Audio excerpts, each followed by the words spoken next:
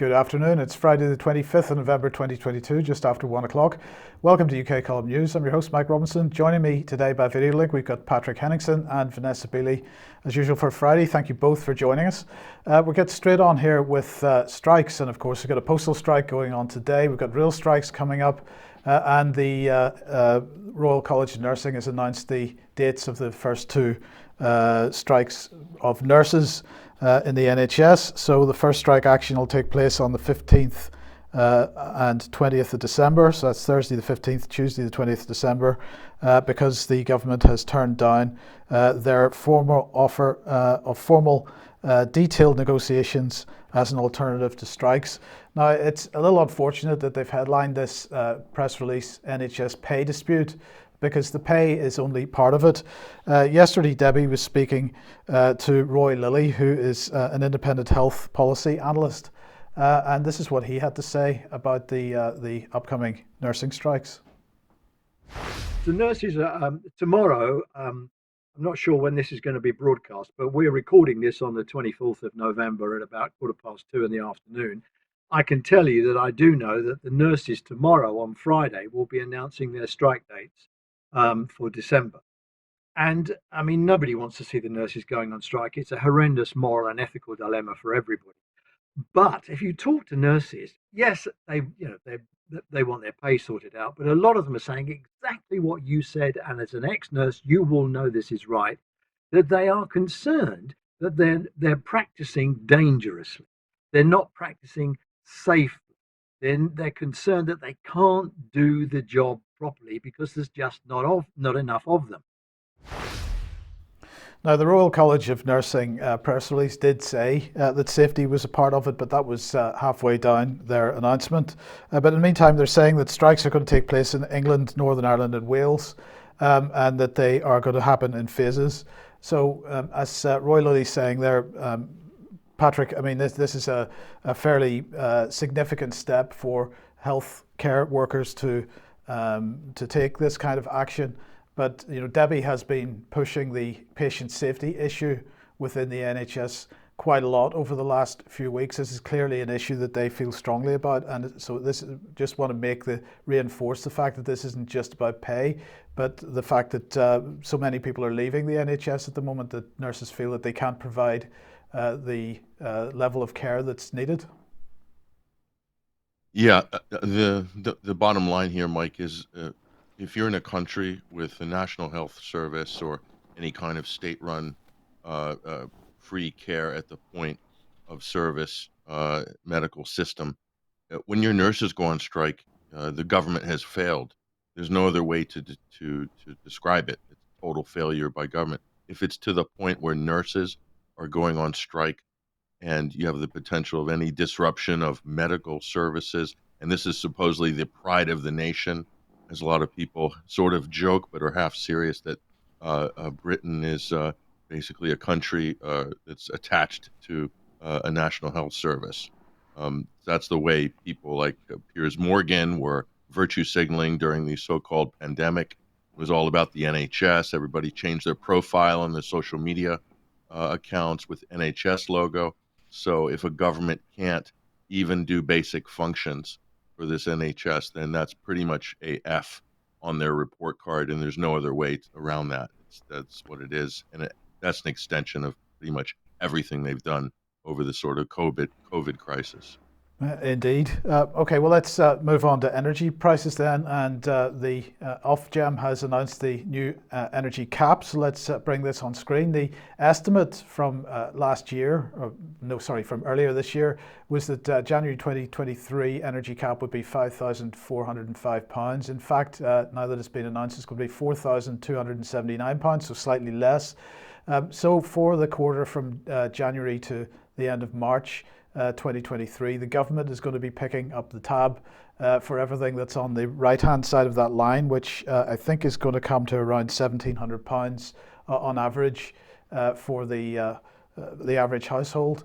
But then the question is, what happens in April? In April, the cap rises to £3,000 per year annually for the average household, up from £2,500. So the government will be paying everything to the right-hand side of that line, the increased line, from April on, so we wait to see what happens there.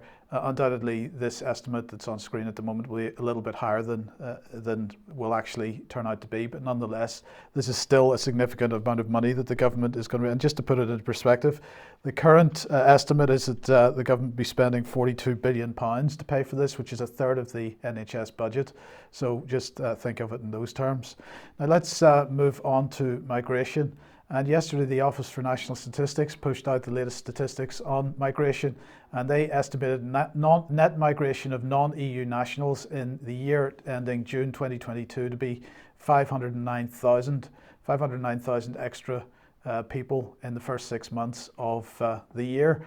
And that compared with 51,000 EU nationals that went home and 45,000 British nationals that were living abroad that came back to the UK. Now on Wednesday then, Suella Braverman was speaking to the Home Affairs Select Committee in the House of Commons, and she was, well, just listen to the question and listen to the response. Thank you, Chair. Home Secretary, welcome to the committee. We're a very friendly committee, really. Of course. Can I ask you one general question, and then I want to go into the recent increase in numbers coming across the channel. Just a bit of role play. I'm a 16-year-old orphan from an East African country escaping a war zone and religious persecution. And I have a sibling legally in the United Kingdom at the moment. What is a safe and legal route for me to come to the United Kingdom? Well, we have... you're fleeing which country, sorry? Any African country. Any African country. Well... Could be any continent, but let's say any African country. I don't want to name one because then their Prime Minister might have a go at me for demonising their population. So let's just theoretically talk about an African country which is going through a period of turbulence and which is persecuting its citizens, including an innocent 16-year-old like me. Well, we have an asylum system, and people can put in applications for asylum. How would I do that? Well, you can do it through the safe and legal routes that we have. We have offered 390,000 places to people seeking safety from various countries around the world. Well, I'm not Syrian, I'm not Afghan, I'm not Ukrainian, not any of those specific schemes. The Dub scheme is historic. What scheme's open to me? Well, if you are able to get to the UK, you are able to put in an application for asylum. But I would only enter the UK illegally then, wouldn't I? Well, that would, if you put in your application for asylum upon arrival, that would be the process that you enter. How could I arrive in the UK if I didn't have permission to get onto an aircraft legally to arrive in the UK? Let me just invite other colleagues if there's anything they want to add. I mean, you could engage with UNHCR. I mean, depending which country you're from, you could engage with UNHCR, and that would be a way of getting leave to enter the UK in order to put in an asylum claim. But I accept that there are some countries where that would not be possible. So the person speaking at the end there was Matthew Rycroft, the former UN representative to the United Nations. Vanessa, I don't know what you think about that, but that came across to me as a pretty spectacular exchange, because clearly neither Suella Braverman nor Matthew Rycroft were prepared to tell people publicly, or at least they certainly didn't want to tell people publicly, that in fact the only way for people to come into this country is to do so illegally and then apply for asylum. And of course, what they're effectively admitting here is that government policy, in fact, there is no migration policy in a sense, because there's no way for people to apply through a process which may limit the number of people that come into the country. Yeah, I mean, that's quite extraordinary. And of course, we have the history of Matthew Rycroft at the UN, as you mentioned, on Syria, bumbling his way through the chemical weapons narratives and unable to provide evidence of the samples that were allegedly sent to Porton Down but weren't sent to Porton Down. And effectively, you know, this guy seems incapable of answering a question directly, and this isn't any different. And Suella Braverman, I mean, she just, I don't know, I'm getting exhausted by the successive government inability to respond to questions, because they're effectively either corrupt or they don't know what they're doing. It has to be one of the two. or they know that they're covering for an illegal, abusive system. Yes. Yeah. Okay. Well, sticking with the migration issue here, let's bring on screen. Let's bring on screen the three stooges here, we might call them. So who have we got here? Well, first of all, the Austrian Chancellor issued an attack on the EU migration measures. So at EU level, it's not working either. So that he has signed a trilateral agreement with Serbia and Hungary in order to deal with what they describe as Balkans border security. So they met in Belgrade to sign this, and Karl Nehammer was saying the EU's asylum system has failed. We've come to the point where individual EU countries are looking for new forms of partnership outside what is in the EU. So we're going to be covering or talking about the Serbian president a little bit later in the programme.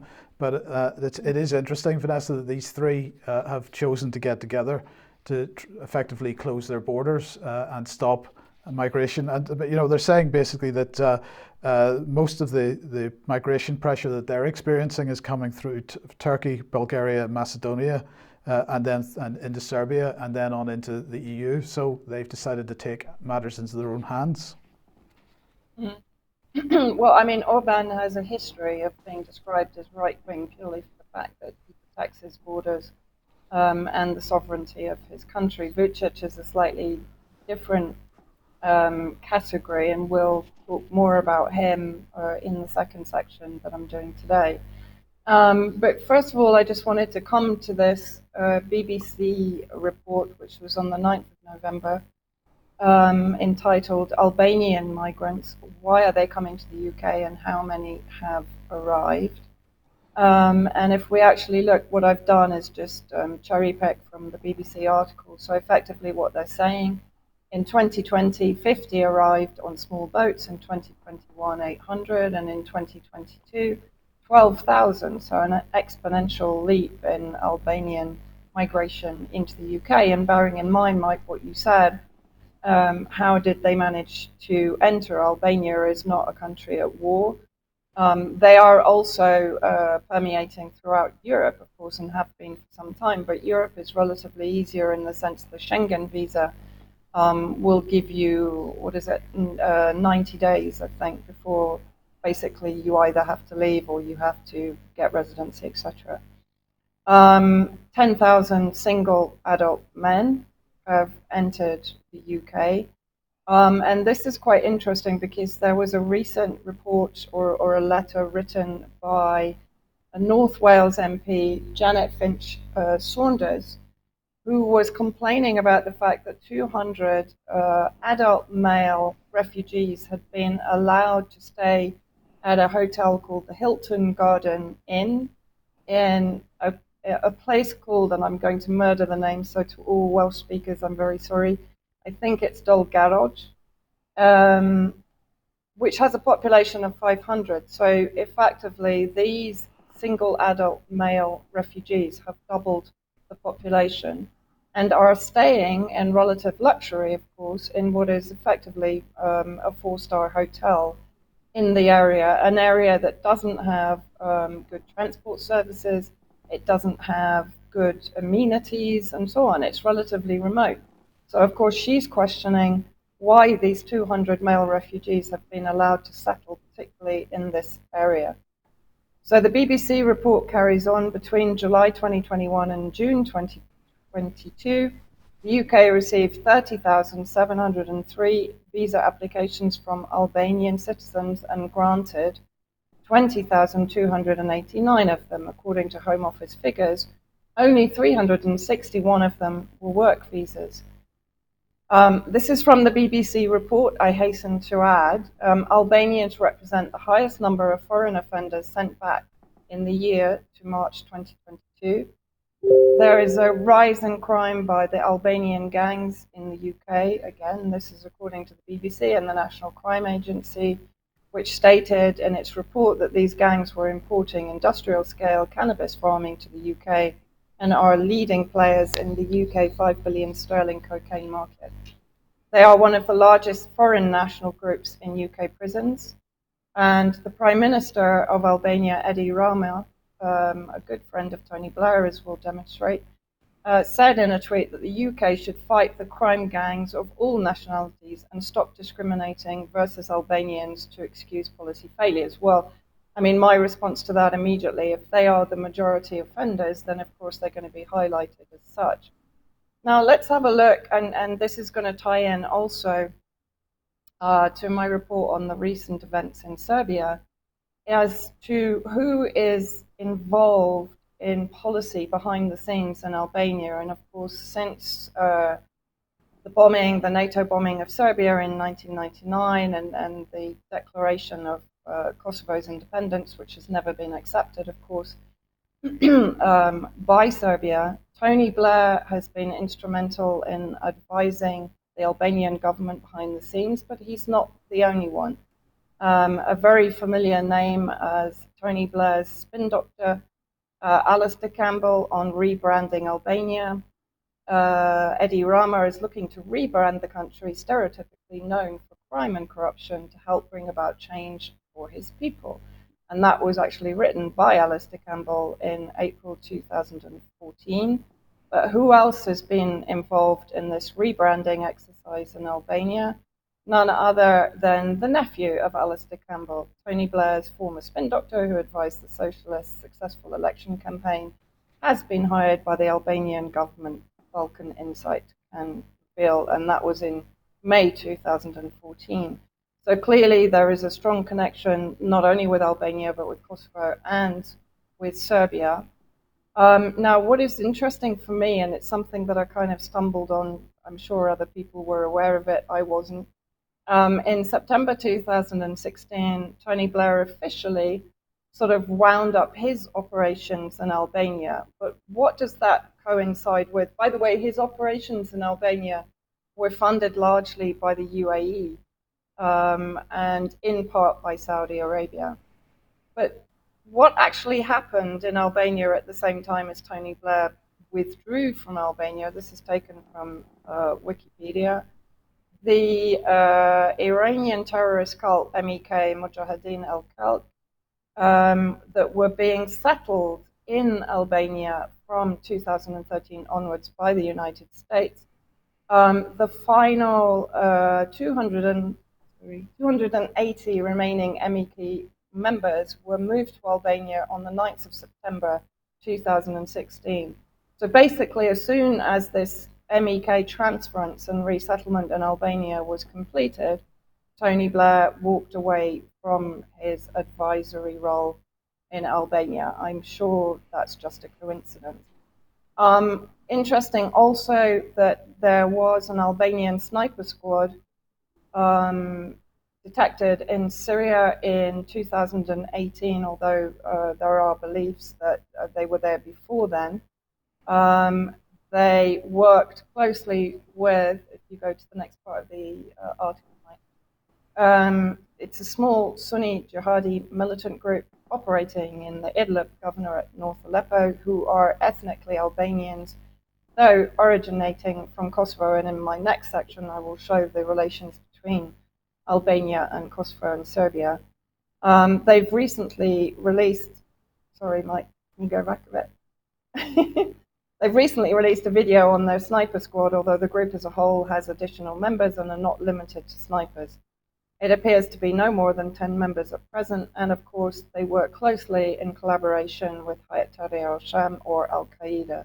Of course, MEK now is heavily involved in the destabilization project in Iran. There are reports that they have also settled in northern Iraq, where they are, alongside some of the Kurdish Contras, funneling arms into Iran to arm the so-called protesters in order to carry out attacks against security forces in Iran. This is a mainstream article, Albania and Iran's distant MEK. I would replace that, of course, with terrorist MEK, a marriage made in the US, but also in collaboration with Israel. Israel is not averse to using the MEK to carry out assassinations and sabotage on Iranian territory. So there's an interesting correlation here between the Albanian extremists, Muslim extremists, and that connects again into Kosovo and into Serbia and what's going on there. But then let's have a look at what the Tony Blair Institute for Global Change is doing right now, equipping leaders and making change. So nothing changes there. But what is he heavily promoting? Protests and polling insights from the streets of Iran, how removal of the hijab became a symbol of regime change.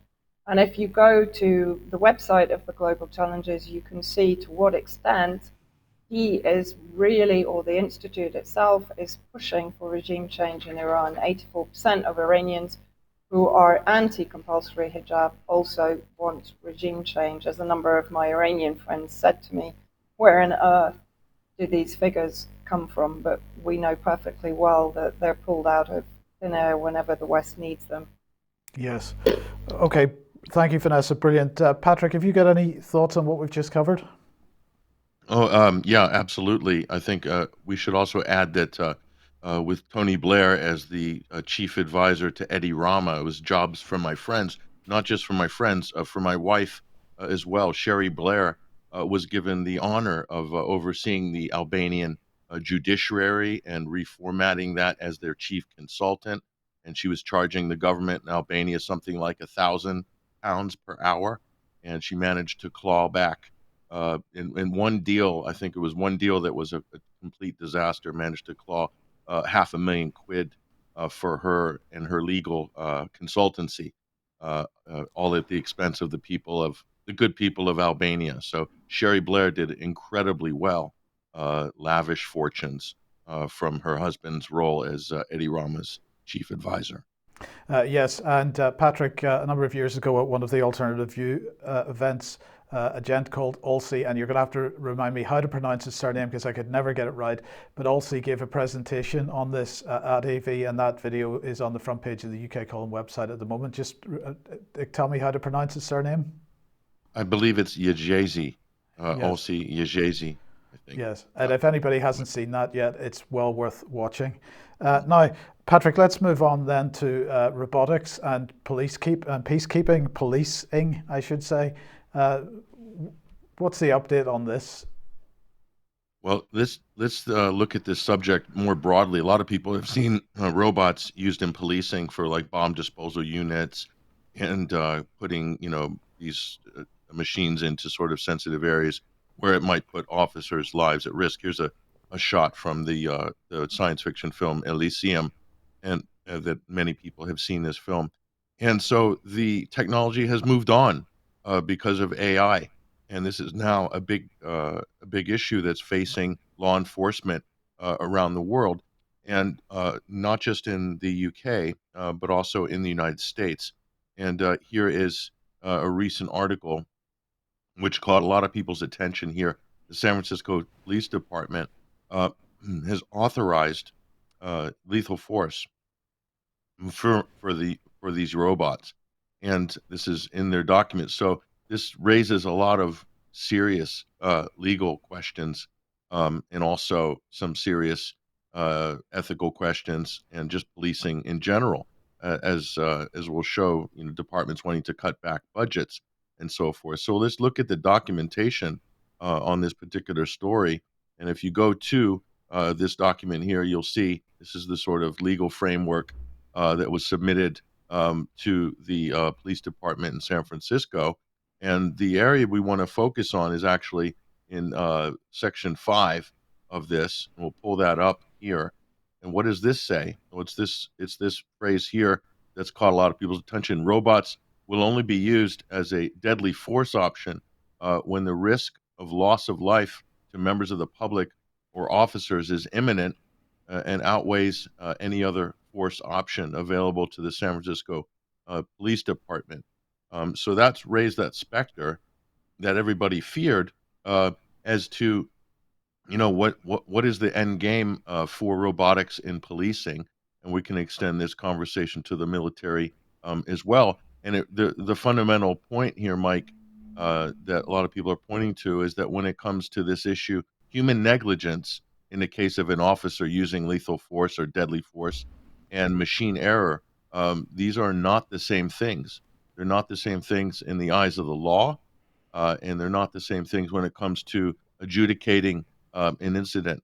If a lawsuit or liability is brought or some sort of determination is being made by the court. So this really hasn't really been tackled.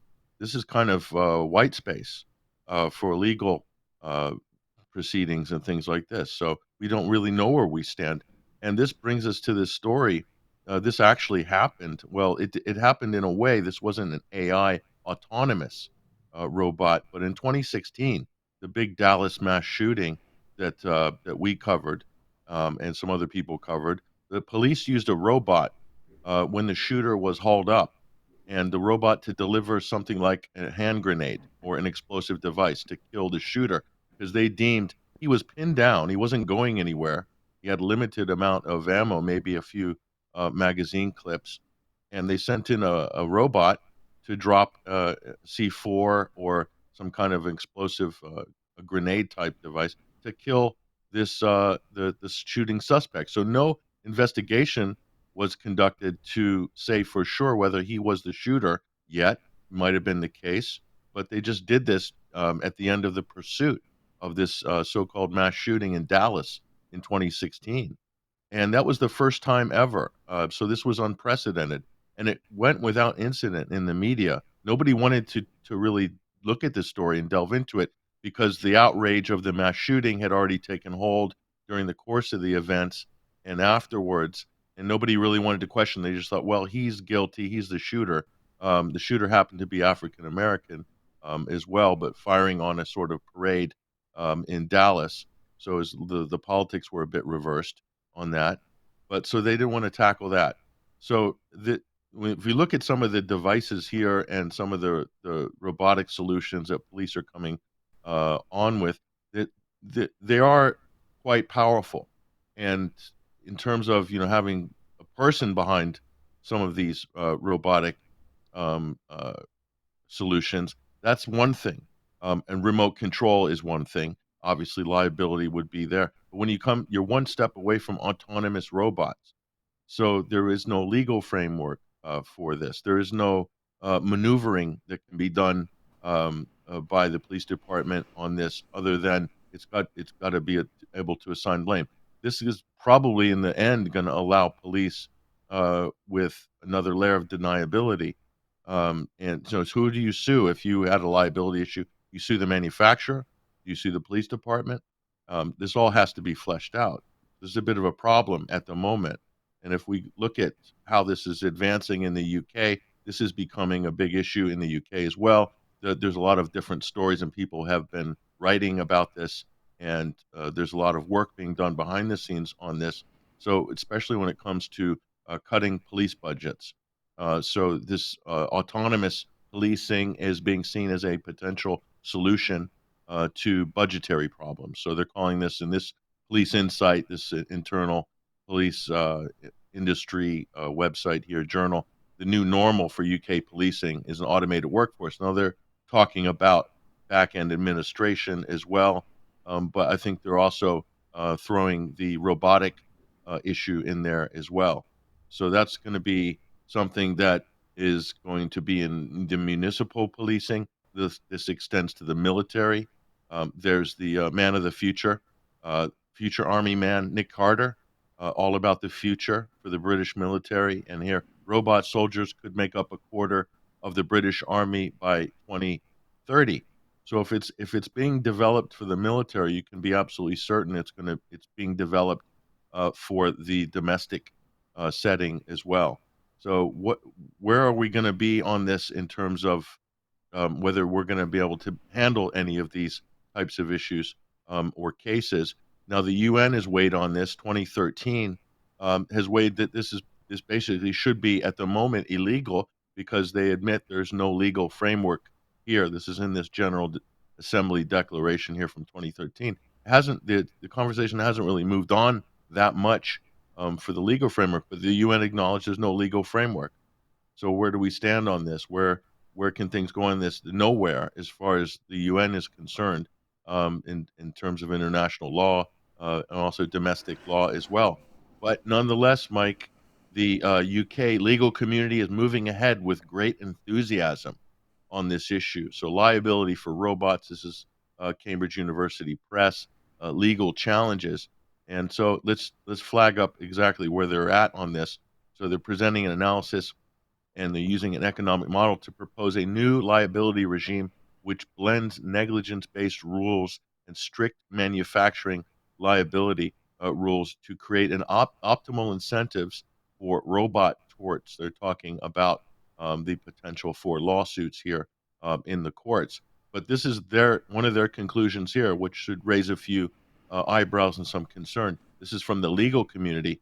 The social cost of machine error promises to be drastically lower than that of human negligence. We should therefore welcome the development of robot technology. So you can see where this is coming from. It's being driven by the lawyers, by the legal industry. So they see some advantages here. The courts see a potential lower cost in adjudicating these types of cases as opposed to ones that involve human beings. So, the RoboCop scenario is not so far-fetched in this sense. It's just going to take a decade or two before the technology can reach a point where they might want to deploy that type of policing more broadly.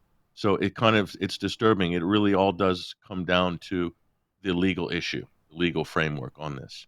Yeah. Okay. Thank you, Patrick. Okay. Now, if you like what the UK column does, you would like to support us, please head over to community.ukcolumn.org. There are options to help us out there. Please, you could pick something up from the UK column shop as an alternative, but do share material you find on the various platforms. Now, a week or two ago, Patrick, we were talking about the absolutely disgraceful attempts by the UK media to drive us into what, a new global world war, and this was, of course, was related to the issue of the alleged Russian missiles that hit across the Polish border, and suggestions of Article 5 and so on. This seemed to originate, or at least a lot of it seemed to originate from an AP report. You've got an update for us? Yeah, it did actually originate from an Associated Press report and then sort of cascaded through the media and around the world from there.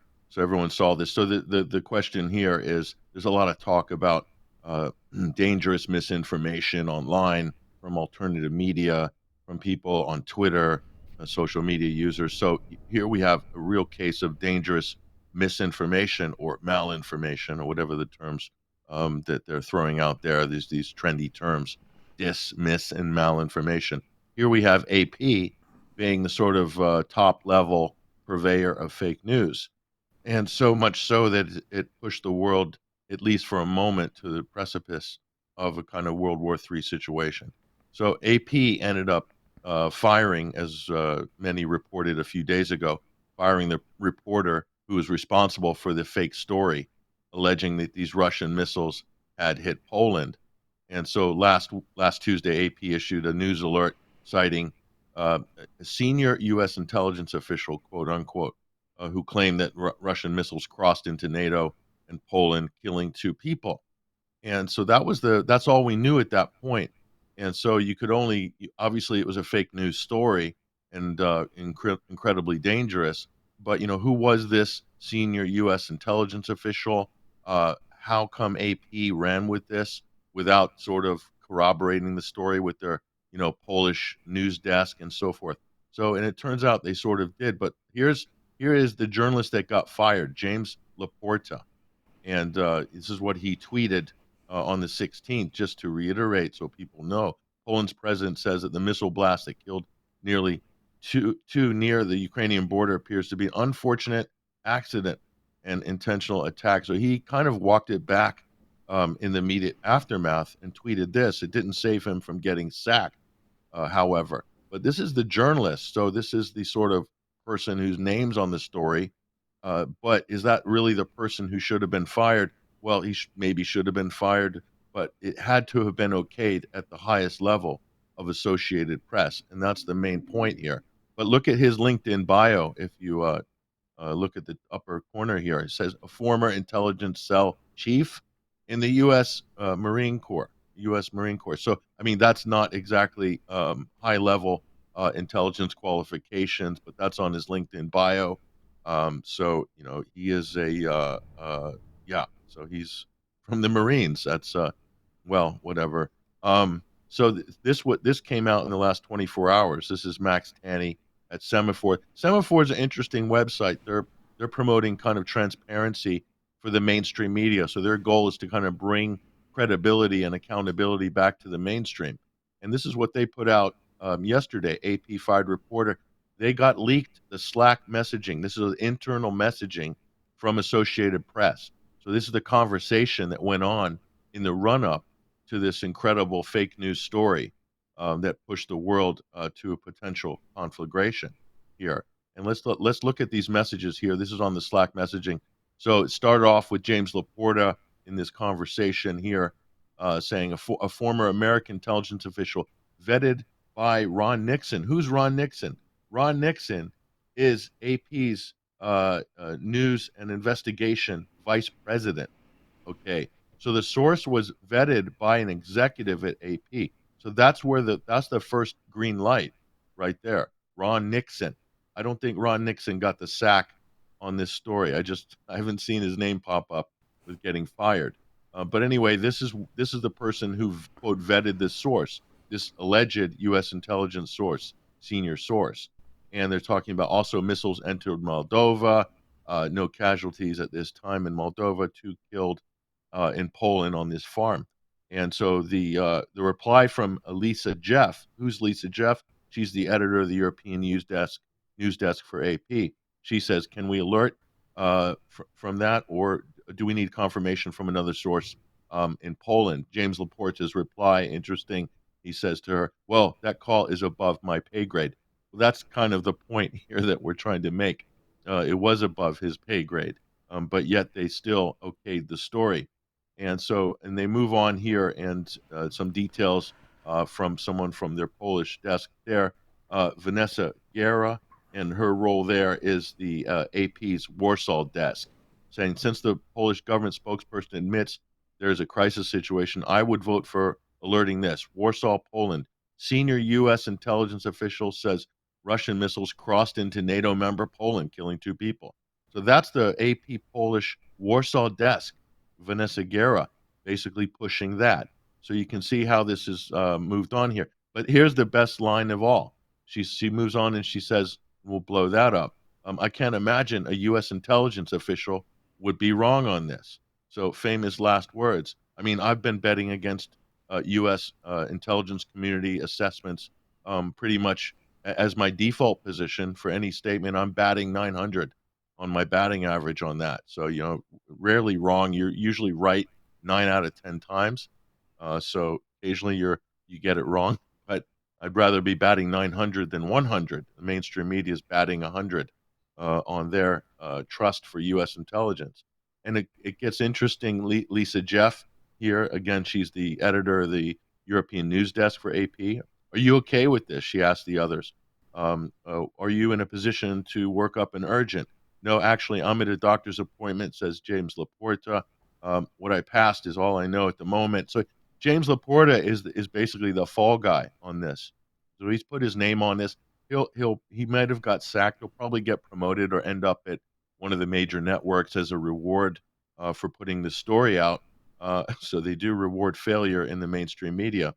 And again, Zaina Karem, she's the deputy European news desk head.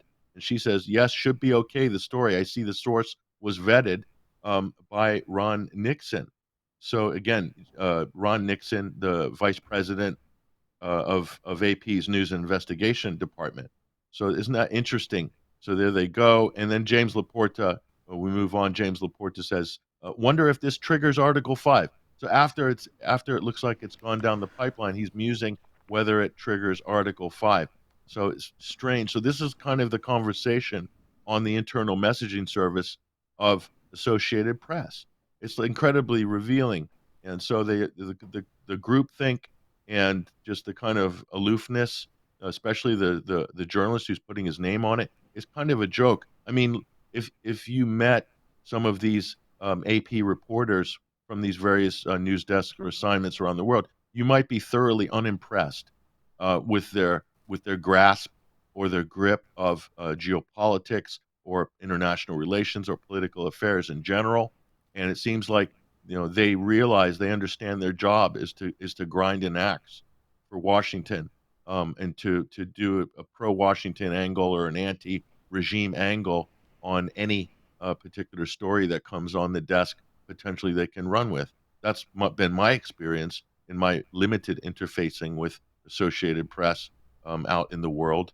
But this is interesting. So I think there should be a whole raft of people that should have been sacked at AP, including Ron Nixon, for basically vetting this alleged source, who no one will ever find out who this deep throat was in Washington.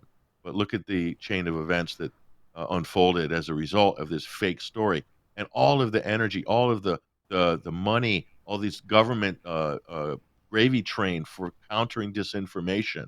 You think about how much they're pouring into this and scapegoating the Russians, scapegoating independent media, scapegoating people on Twitter. And here you have the biggest news agency in the world putting out an egregious fake story that's tempting World War III. And I don't see any inquiries about it. The impact that had, it pushed governments to stop and have emergency meetings to consider whether we're going to move into a thermonuclear war situation or a DEFCON situation. Where is the debate? Where are the inquiries? Where are the government hearings on this? This is a real problem. Fake news from the mainstream media, from government, has real world consequences, unlike all of the flotsam and jetsam that they claim is floating around, that's so creating so-called online harms, dangerous disinformation online. It's a complete joke. This conversation is a complete joke by now. I couldn't agree more, Patrick. What I would just say is I would expand the criticism well beyond AP, because particularly the headlines in the mainstream press in the UK were beyond a joke. I mean, there was absolutely nothing funny about it. So I think the mainstream media has a lot to answer for over that particular issue.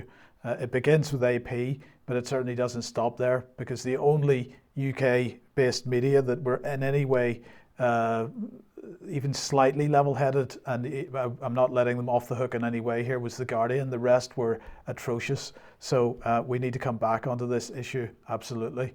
Now, Vanessa, one of the issues that sorry, Patrick, did you want to just add something there? I just want to add that's one of the problems AP has, and Reuters, the news agencies feed the mainstream media outlets, most of them, with the majority of their content. So they basically, whatever's coming off their desk is unquestioned. Mostly AFP, Reuters, AP. They have so much credibility for all of these mainstream outlets. They basically rinse and repeat anything coming out of these agencies. And so their job should be to vet what's coming out of the news wires, rather than just unquestioningly repeating it and then running, even amplifying it and going further with the narrative, as we saw with the British press, which was totally irresponsible, but of course, par for the course. Yes. Okay. Thank you. Now, one of the other stories that we were talking about in recent programs was the issue of Kosovo and Serbs in Kosovo and number plates and so on. There have been some developments, because this whole issue of the number plates in Kosovo was looking like it was going to start some kind of or could escalate into some kind of conflict. Vanessa, so what's the latest on it? Well, again, I think you have to remember that Aleksandar Vučić, the president in Serbia, is not in charge of his country. That's number one. He's advised, again, by Tony Blair. And I spoke to a number of my colleagues in Serbia last night about this entire situation, and how they perceive it is that effectively all of the kind of hyperbole around the dispute over the car plates, basically what was happening is Serbia was still registering the number plates of Serbian nationals inside Kosovo. Kosovo was threatening to impose fines on any plates from Serbia. So this was basically being blown up into some kind of much bigger scale dispute, both in the media, but also by Vučić. But why? You have to remember who is advising him, who's teaching him, Alistair Campbell and Teflon Tony. And as I go through this report, you're going to see to what extent Vučić is being coached by Tony Blair, but is also in a very dangerous position himself. The people of Serbia, of course, are traditionally anti-NATO, pro-Russia. Vučić is a NATO man, he's Blair's man, but also I'll come on to the US influence that's being upped now in Serbia. So effectively, this entire dispute blew over, but what did Vučić do? According to those that are against the Vučić authoritarian government, he handed over control. So in other words, Serbia has never recognized Kosovo independence. There are a small percentage of Serbs, the majority of whom are Christian Orthodox living in the north of Kosovo, who are constantly both ghettoized and tormented and persecuted by the largely Muslim Albanian origin population in Kosovo.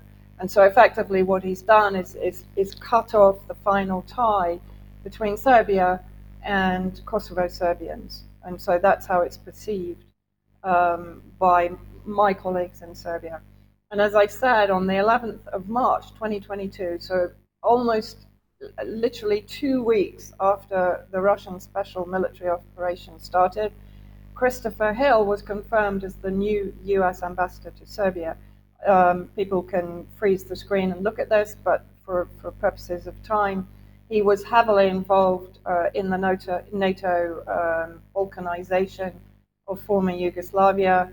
He was involved in the Rambouillet meeting in Paris post-1999 bombing of Serbia to determine the self-governance of Kosovo.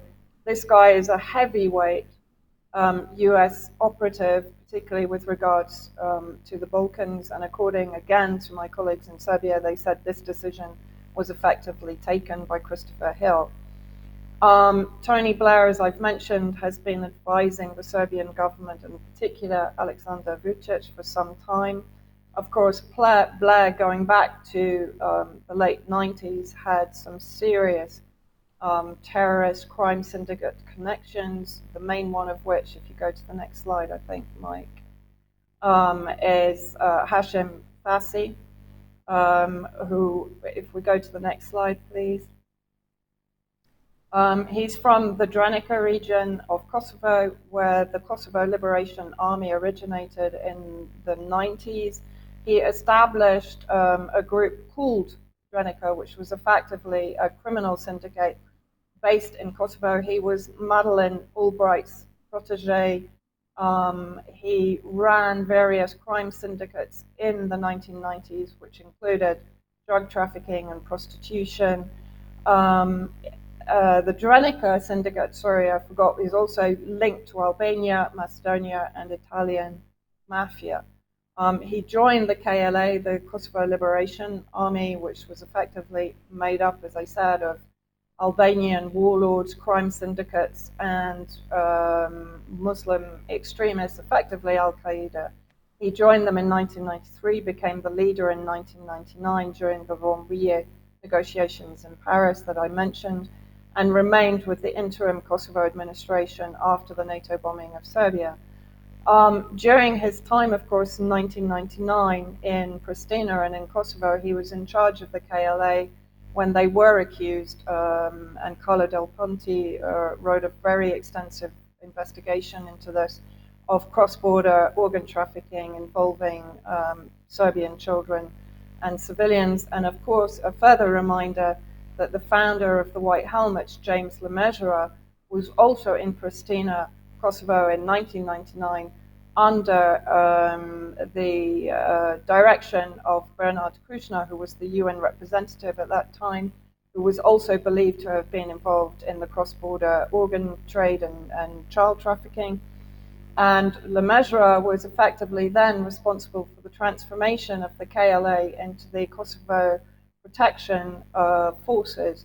So the whitewashing of the KLA, which didn't really work because the corruption and the mafia-style crime has continued even as what they're effectively now known as the Kosovo Security Forces. He became the leader of the Democratic Party of Kosovo, the PDK, won the 2007 elections. 2008, Thasi declared independence of Kosovo and became the first prime minister. 2016, elected president of Kosovo. Bear in mind, 100 countries have recognized Kosovo independence. Serbia has not, and I think, correct me if I'm wrong, but I think it's 3 NATO member states have not yet recognized Kosovo as being independent. Of course, he's followed a pro-US UK policy throughout his leadership, and in 2020, the Kosovo Specialist Chambers and Specialist Prosecutor's Office filed a 10-count indictment charging Thasi and others of crimes against humanity and war crimes. If we can go on, Mike. So in 2020, he resigned, claiming that he was going to protect the integrity of Kosovo, and pleaded not guilty to war crimes. Interestingly, when I checked up on where we are with this war crimes case against Thasi, it moves closer to trial. This was in September 2022, and the defense has announced that it wants former NATO officer Wesley Clark to be a witness on behalf of Thasi. So it's worth following this trial to see where it ends up. And of course, bearing in mind that Slobodan Milosevic was almost immediately thrown into jail and was only posthumously exonerated of the crimes that he was accused of by the NATO lawyers.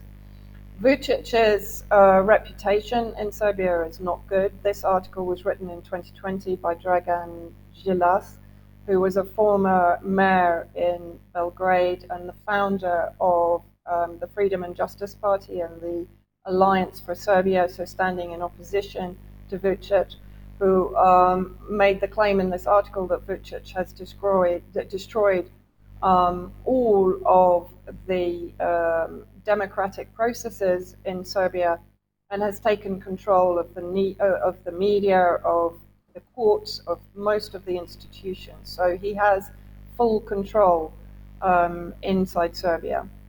Obviously, the common feeling is that he was spitting on the graves of NATO bombing victims when he started to work with Tony Blair. And moving on, Mike. A Serbian MP, I'll just check her name, Marinika Tepic, claimed in 2019 that Tony Blair played a major role in international officials accused of corruption receiving Serbian passports. The connection between various international officials who had a history of corruption in their own countries but were given citizenship and high-level financial positions or advantages inside Serbia had also strong connections to Tony Blair. And this article, which was written in 2021, Vucic surfs on a wave of scandal that should drown him. This is in relation to a particular crime syndicate that had been arrested that had strong connections to Vucic. But in the Teflon Tony tradition, Vucic somehow, as the article states, manages to play victim and to come out of it as a nationalist defender of his country. But this is very much down to the spin doctoring of Campbell and Blair. So then I want to look at the fact that arms have definitely been coming in from Ukraine into Kosovo, into Bosnia-Herzegovina, and into Macedonia. So this article was published in April, I think, by Paul Antonopoulos at InfoBricks, if we move on. And in the article it states, after supplying equipment, this is the UK, and emboldening a militarized Ukraine, Britain has now started arming Kosovo's Albanians with Javelin and NLAW anti-tank missile systems. The British Embassy in Belgrade has denied it. However, Serbian Minister of the Interior, Aleksandar Vulin, insists that the UK did transfer weapons to Kosovo, stating, "You are creating an army, arming them, giving them armored vehicles, anti-tank systems, drones, conducting training, and we hear that you are sending them to trial courses in Turkey and Albania." And of course, this connects into what we were talking about, reference the Albanian refugees also, adding that the integration of Kosovo into NATO is only intended to provoke Serbia. Again, we have to bear in mind that whatever is coming out of the spokespeople of the Serbian government is being directed by the US and the UK.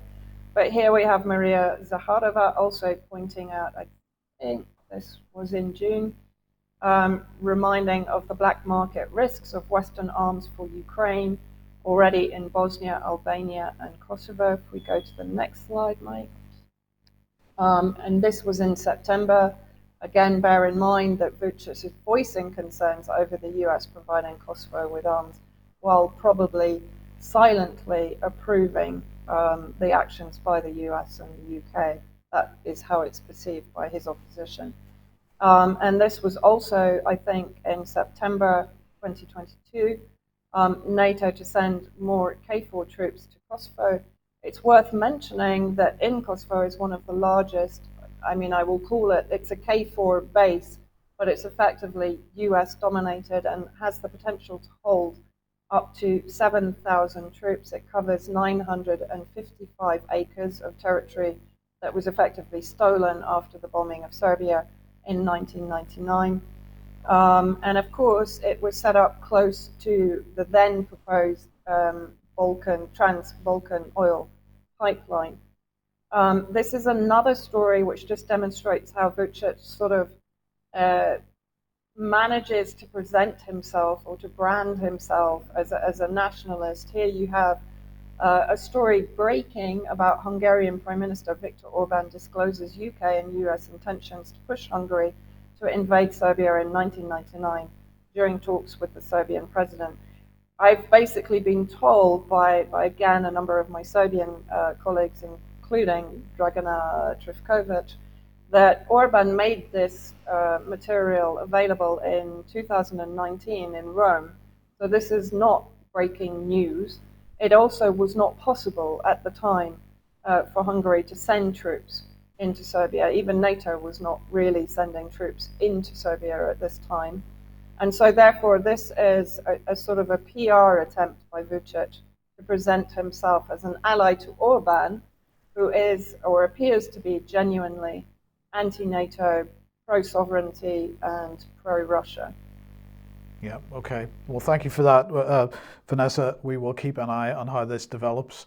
Now, in the meantime, the mainstream media propaganda continues. Here's the Mail this morning. Putin could use Novichok in mass casualty chemical weapons attacks in Ukraine if his troops continue to lose ground, US officials fear. Sources said. Well, what was the source of this particular story? It seems to be Politico in this case. And so who were the sources? Well, the concerns, according to 6 people with knowledge of the matter, and that's all it's described as. So this is another non-story. Now, let's just remember what happened in Salisbury a number of years ago and the British government response to that.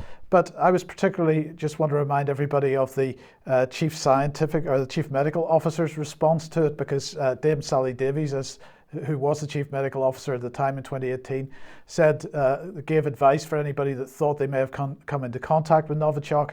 My advice for any individual: wash your clothes and wipe down any personal items, shoes and bags with cleansing or baby wipes before disposing of them in the usual way.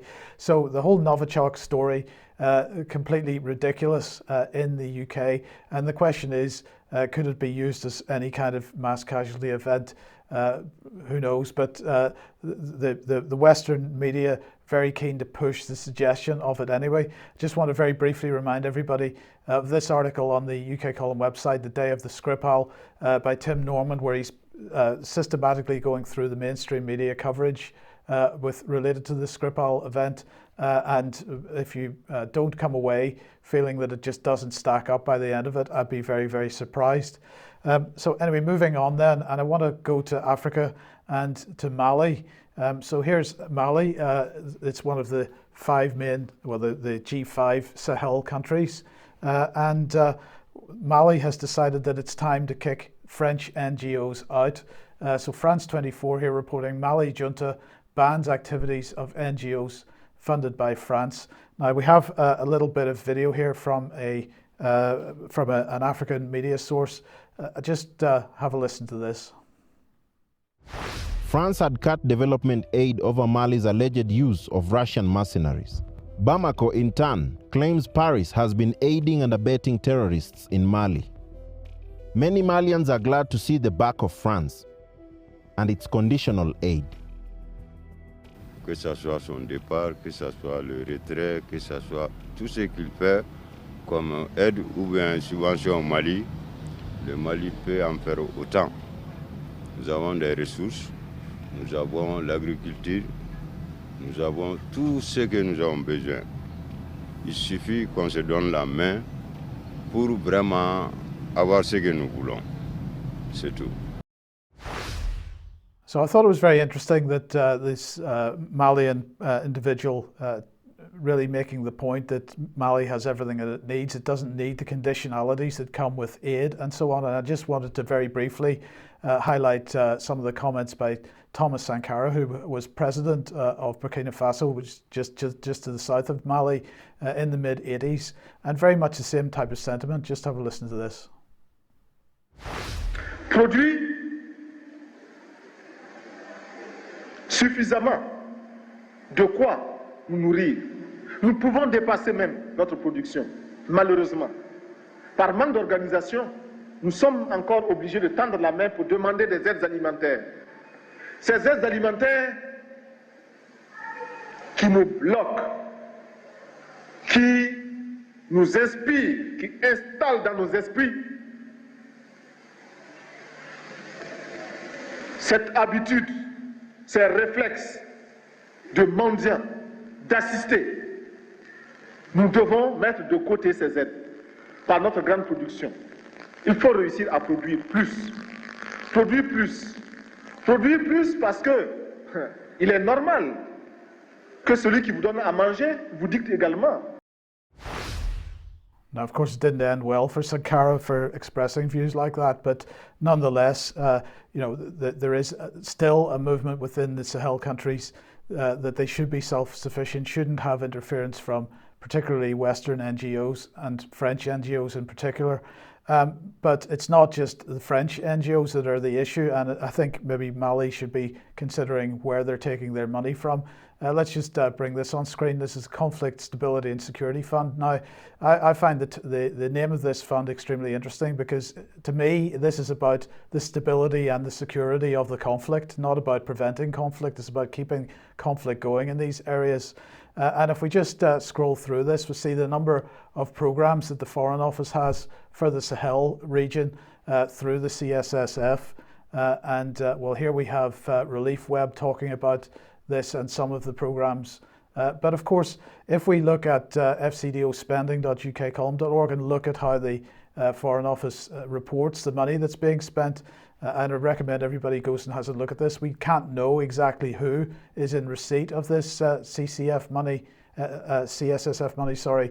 in this region. But again, and it's amazing how the themes tend to follow through the news program. Who else is busy working in the Sahel and with particular interest in the Sahel, not other than Tony Blair? So, the question then is, Vanessa, very, very quickly, the CSSF funneling money into NGOs, British NGOs, international NGOs, they're going into these countries, they're destabilizing these countries because these countries absolutely are not going to be allowed to develop if they can be possibly avoided.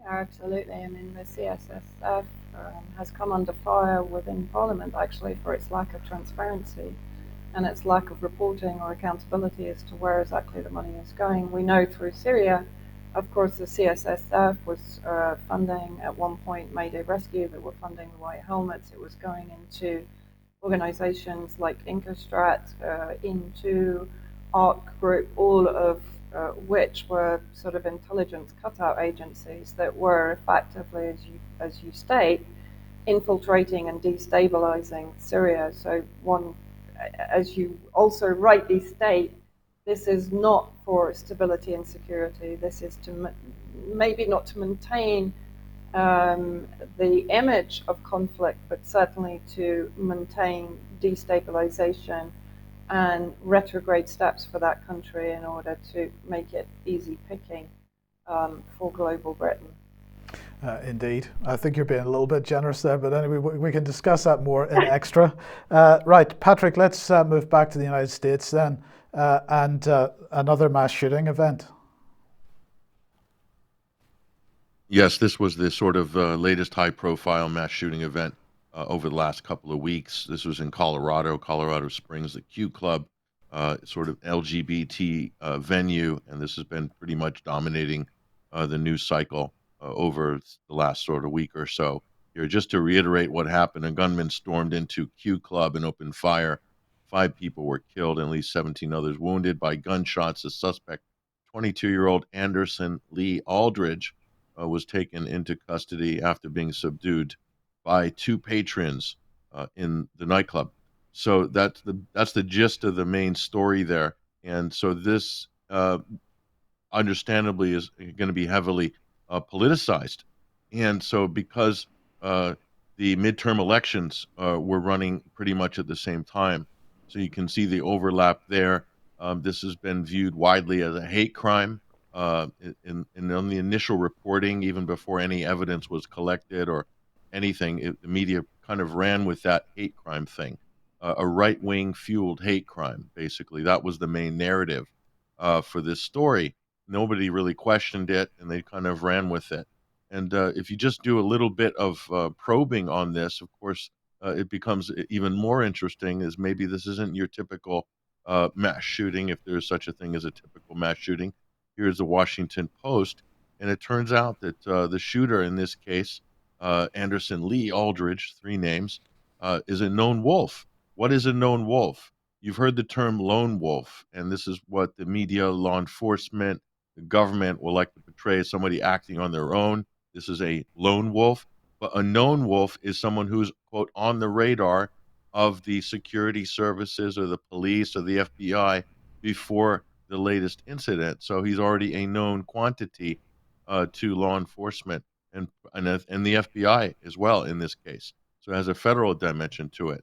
And so let's look at the details of that here on the Washington Post. According to Colorado Springs police, the suspected shooter was charged with multiple counts of kidnapping and felony menacing after a bomb threat incident in Colorado Springs in 2021. So what was he doing? He was cooking up bombs at home. This young man, so 20-year-old cooking up bombs at home, and then looking at the court records on this, Colorado Springs District Attorney ultimately declined to bring formal charges in the wake of the 2021 bomb threat incident, and court records for the case were placed under seal, according to the Colorado Springs Gazette at the time. What does that mean? Court records were placed under seal. It means that basically it seems like it's going to have a federal seal on it, or has a federal FBI dimension to it. So the question is, what happened at the time of this incident? I don't think he was actually charged with anything. It's kind of let go. So my question is, and the question of anybody looking a little bit closer at this alleged assailant here, was he enrolled in some kind of program at that point? Did he become an FBI informant? Was he turned by law enforcement? Was he did he have a handler? All of these are legitimate questions at this point, considering what has happened in the last 2 weeks, where he storms into a gay club in Colorado, not really a bastion of metropolitan culture. Colorado Springs. It's not New York or San Francisco or LA or anything like that. More rural, sort of maybe slightly. It's a liberal state, but conservative liberal, let's say. So it doesn't quite add up, does it? So certainly doesn't to me. So but then we probe a little bit deeper here, and this is the Denver Post. A couple of days later, according to court filings with the attorney, the Q Club shooting suspect identifies as non-binary. So will this affect a potential hate crime charge? Asks the Denver Post, the major mainstream publication there in Colorado. So this is suspect's gender identity becomes an issue. So it turns out Aldridge goes by the pronouns they, them, and wants to be addressed in court as Mix Aldridge. That's not Mr. or Ms., but Mix. It's I'm not au fait with all of the pronouns, but which we tried to keep up. So that's an interesting dimension to this. So that pretty much destroys the narrative that this was a Trump-inspired right-wing hate crime, basically. And so we asked. I sort of staked my reputation right after this event and asked on my show, The Sunday Wire, is it possible that the shooter attended the Q Club, was a patron, was he LGBT? And that's the first question I ask. And the reason I ask that question, because I've seen mass shootings in the past, which I'll show you in a moment, where that was actually the case. And it turned out that that would be the case. And that would change the whole calculus of how you're viewing this story as well. So aside from the federal FBI involvement of this man, Mr. Aldridge, Mix Aldridge, or whatever, in the past from the 2021 incident, you have this other LGBT dimension to the shooter. So here's a video clip. Now notice the reaction by the CNN anchor when she finds out that he's non-binary, non-gender binary on this. Total shock. They don't know where to run with the narrative because it basically collapses the whole right-wing hate crime story on this. But go ahead and watch this. So attorneys for the accused shooter, Anderson Lee Aldrich, say in new court filings tonight that the suspect now identifies as non-binary. In a footnote to a motion asserting legal privileges, the public defenders say, quote, Anderson Aldrich is non-binary. They use they, them pronouns, and for the purposes of all formal filings will be addressed as Mix Aldrich. So in other words, not Mr. or Ms.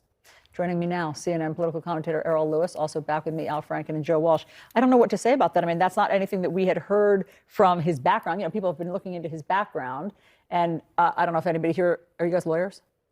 I mean, you know, I don't know if, I don't know what to say about that. I mean, that's what he's now saying. It sounds like they're trying to prepare a defense against a hate crimes charge. That's the least of his problems, legally speaking, but it looks like they're trying to build some kind of sympathy or at least confusion on the question of whether or not this was purely motivated by hate. I mean, that is what it sounds like. We'll wait to see. So it's good to see Al Franken's back doing comedy again, appearing on CNN as a pundit. But you see their legal correspondent just dismissing the possibility that this shooter could be, or this suspect could be LGBT himself, or they self, or whatever. It's kind of incredible. So he's saying he's putting it on to get more sympathy in a potential trial. I mean, so they've dismissed that possibility completely. They are so married to the narrative. So now you have doubt as to the motive of the shooter, but the media, AP and others, are still running with this kind of right-wing hate crime narrative. And it's just typical. They haven't batted an eyelid because of the new evidence. Here's the owner of the Q Club. His name is Nick Gretzka, and he's all over the media giving statements and so forth. And he's calling this shooting a new type of hate. So now, geniusly, they've spun this back at Republicans and conservatives. Gretzka said he believes that the targeting of the drag queen event is connected to the art form of drag queen, being cast in a false light in recent months by right-wing activists and politicians who complain about the sexualization or grooming of children. Even though general acceptance of LGBT community has grown, this new dynamic has fostered a dangerous climate, a climate of hate, says this owner. And here's an interesting take here. He says, it's different to walk down the street holding my boyfriend's hand and getting spit at, as opposed to a politician relating a drag queen to a groomer of their children, says Gretzka. I would rather be spit on in the street than the hate get as bad as where we are today. So he's basically trying to turn that whole idea, the accusation that drag queen story hour for children is inappropriate and that it's equivalent to grooming children to sort of accept this kind of, let's say, fringe extreme thing like the drag queen culture that's becoming mainstream. So now to have any criticism of the drag queen idea being pushed on children is an equivalent of a hate crime, according to the AP and Nick Gretzka, who's a central character in this very emotive event. And just to add, of course, the Bidens are weighing in. Joe Biden and First Lady Jill Biden reached out to Gretzka, the co-owner, to offer their condolences and reiterate their support for the community as well as their commitment to fighting back against hate and gun violence. And Pete Buttigieg, the transport secretary, the first openly gay transport secretary, he's a pioneer in that sense. He says, if you're a politician or a media figure who sets up the LGBT community to be hated and feared, not because any of us ever harmed you, but because you find it useful, then you don't you dare act surprised when this kind of violence follows. Don't you dare act surprised. So Buttigieg, again, is running with this right-wing hate crime narrative. There's been no police investigation yet. They haven't done any proper depositions or anything like that yet, but they've run with this. So you can see the juggernaut has already left it's the station on this, and it's just rolling. And this reminds me of the Orlando mass shooting, the Pulse nightclub shooting. This was a couple of years ago. I believe this was in like 2015. And this was a major sort of, apparently the gunman mowed down 50 victims in this, and it was immediately cast as a hate crime. And so I would point out here that after the fact, we learned a couple of interesting things about this story that didn't get much coverage at all. The fact that their father of the shooter, Omar Mateen, was a longtime CIA asset in Afghanistan. Not just any asset; he was being tipped and groomed to be the Afghan candidate for the presidency of Afghanistan as alternative to Hamid Karzai. Okay, so very well connected family, and this is the father of this alleged shooter, Omar Mateen. And this is the interesting part here. A report in the Orlando Sentinel alleged that the shooter, Omar Mateen, was in fact a frequent visitor for years at the Pulse gay nightclub in Orlando. And it was definitely him, said one of the patrons. He'd come in for years and people knew him, one customer said. Another customer said that he had been talking with Mateen for up to a year on a gay chat mobile app. I think this is probably Grindr, is the gay chat app, dating app.